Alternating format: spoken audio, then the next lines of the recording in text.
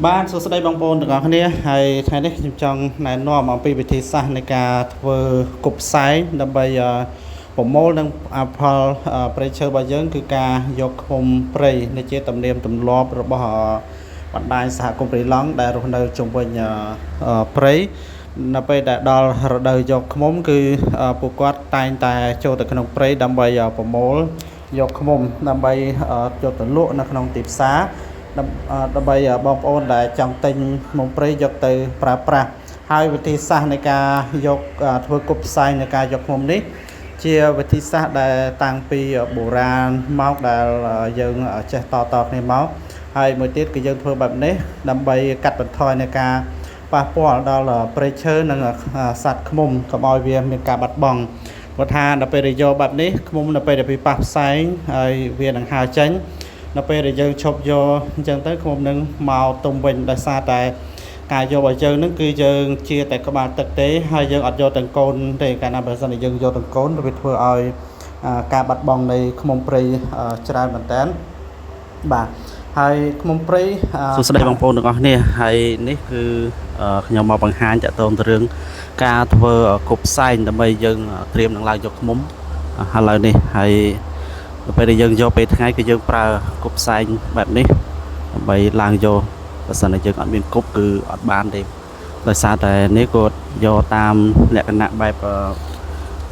បុរាណអញ្ចឹងពីដើមអញ្ចឹងយើងអត់មានអាវមានស្បៃមានអីទេគឺយើងយកប្រើភ្លើងប្រើគប់ផ្សែងហើយគប់ផ្សែងនេះវាអត់បណ្ដាលឲ្យងាប់មេទេវាគ្រាន់តែហុយអញ្ចឹងទៅយើងបោកទៅលើឃ្មុំទៅមេវាហើចេញអញ្ចឹងណាហ្នឹងហើយឃើញតែហុយទេហុយខ្លាំងដែរហើយណាអត់លឹកជាភ្លើងហ៎អើលឹកជាភ្លើងទៀតងងន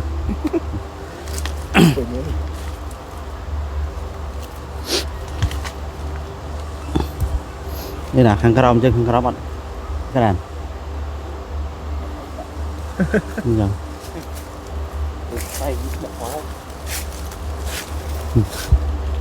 តោះបានហើយបងប្អូនតាមដានចាំមើលសកម្មភាពយើងបន្តទៀតបងប្អូនបានឃើញហើយឥឡូវនេះគប់របស់យើងក៏បានធ្វើរួចរាល់ហើយហើយនេះវាជាផ្សែងដែលពេលដែលវាកំពុងតែឆេះទៅវាក៏ចាប់ផ្ដើមចេញផ្សែងហើយនេះជាសកម្មភាពដែលពួកគាត់ចាប់ផ្ដើមឡើងយកឃ្មុំដោយសារតែឃ្មុំព្រៃឬក៏ឃ្មុំចំអេនោះវាមានធំហើយប៉ុន្តែវានៅដើមឈើខ្ពស់វាមិនដូចឃ្មុំផ្លិតឬក៏ឃ្មុំដតៃទេហ្នឹងហើយនេះជាទឹកឃ្មុំនៅពេលដែលយើងយកហើយនេះបងប្អូនគឺយើងយកតែក្បាលទឹកទេគឺកូនគឺយើងអត់យកទេយើងយកតែក្បាលទឹកដើម្បីឲ្យសត្វឃ្មុំមានលទ្ធភាពបន្តទៅមុខទៀតបានហើយក្នុងមួយថ្ងៃនៅពេលដែលយើងដើររកហ្នឹងគឺបានទិន្នផលច្រើនមែនតើហើយនេះគឺយើងចាប់ផ្ដើមធ្វើដំណើរទៅមុខទៀតដោយសារពេញតែមួយថ្ងៃពេញហ្នឹងគឺ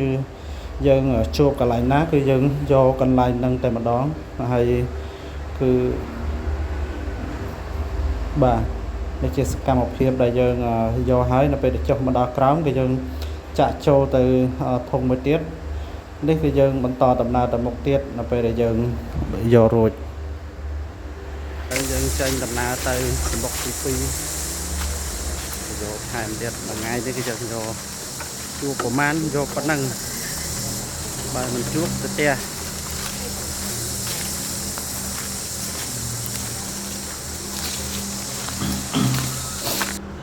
បាទឥឡូវនេះជាសកម្មភាពមួយបន្ទាប់ពីយើងយកមួយសម្បុកហើយក៏ធ្វើដំណើរបន្តទៅមុខទៀតដើម្បីស្វែងរកសម្បុកដទៃទៀតព្រោះថា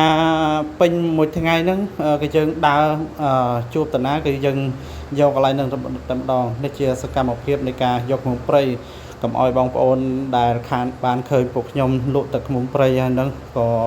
អត់ដឹងថាទឹកឃ្មុំព្រៃហ្នឹងគេយកដោយរបៀបម៉េចគឺពិបាកណាស់បងប្អូនតម្រាំតែបានឃើញបើសម្បុកហើយយើង